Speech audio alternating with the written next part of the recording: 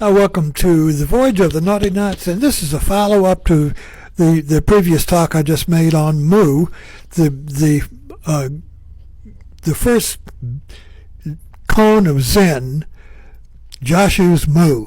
What is Mu? What is this No of that is the breakthrough cone of Zen? You can break through this knot.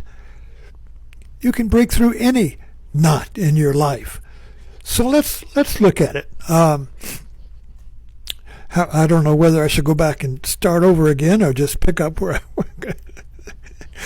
the question of the quote, what is Mu, is when the monk asked Joshu if a dog had Buddha nature, and Joshu said no. This is a no that is beyond answering the question the monk asked. Does a dog have Buddha nature? Well, that's a silly question. Of course dogs have Buddha nature in Buddhism. It's like asking, is the Pope Catholic? That's an absurd question. And Joshu says no, Mu. So Joshu's not answering the monk's question, yes or no, does a dog have Buddha nature? Joshu is not answering the monk. Joshu is responding to the monk's knot.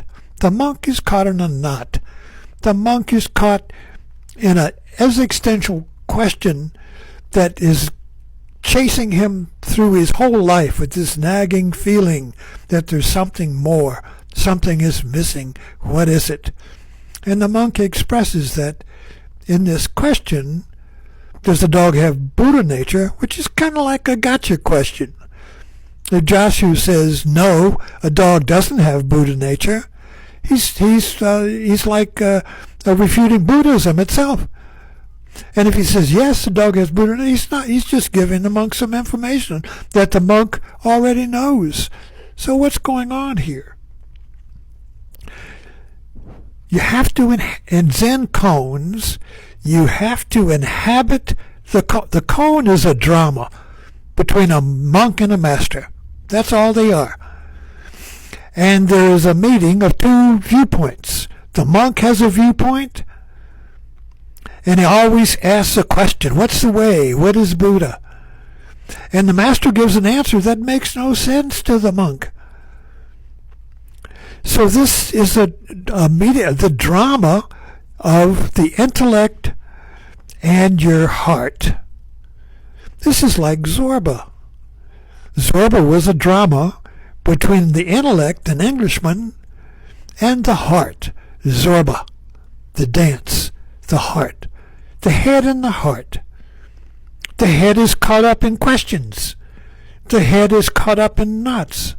The intellect is caught up in knots, and the heart responds, but in a different way. It's like your dog responds to you in behavior, and we don't know what the dog is trying to tell us. Unless we become the dog, and we see the dog from the dog's point of view, we can know what the dog is saying. But the dog isn't speaking in language. So our thinking mind doesn't get what the dog is saying, because the dog is speaking behavior. And we're thinking thoughts, words. See, we're trapped in our word mind. We're trapped in thinking. And thinking only ties us in knots.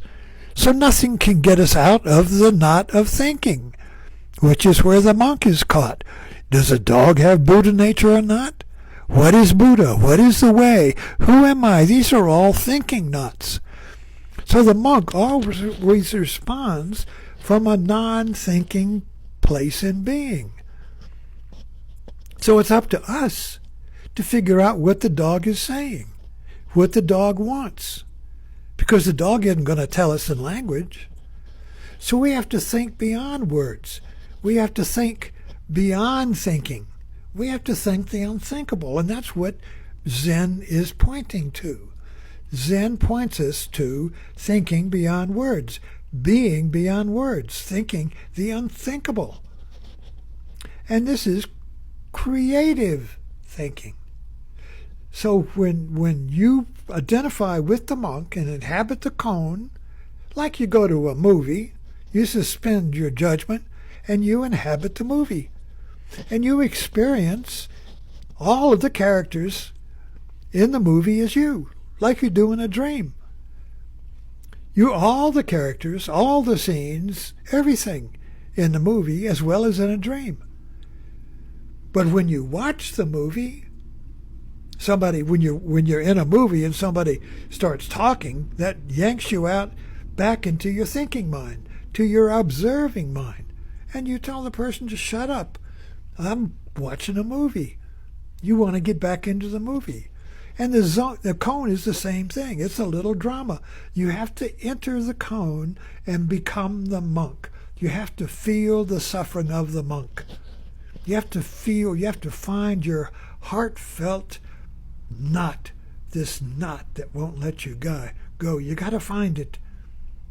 If you can find that knot, if you can be that knot, you will hear Joshu's answer.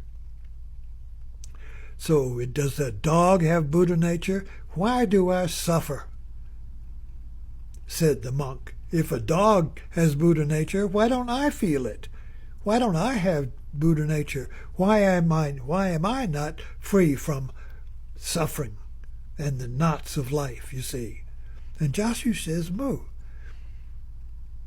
So this little drama is inviting you to flip outside of your monk mind, your thinking mind, your painful mind, your knotty mind, into the heart, where you just respond with a yes.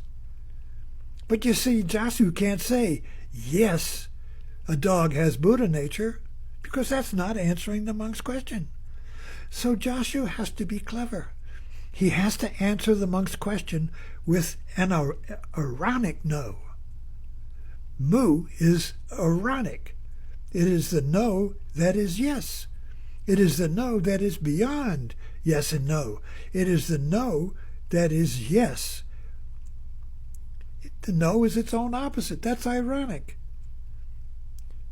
So no is beyond the yes and no of the monk's question, which means no is yes, but not yes is opposite to no.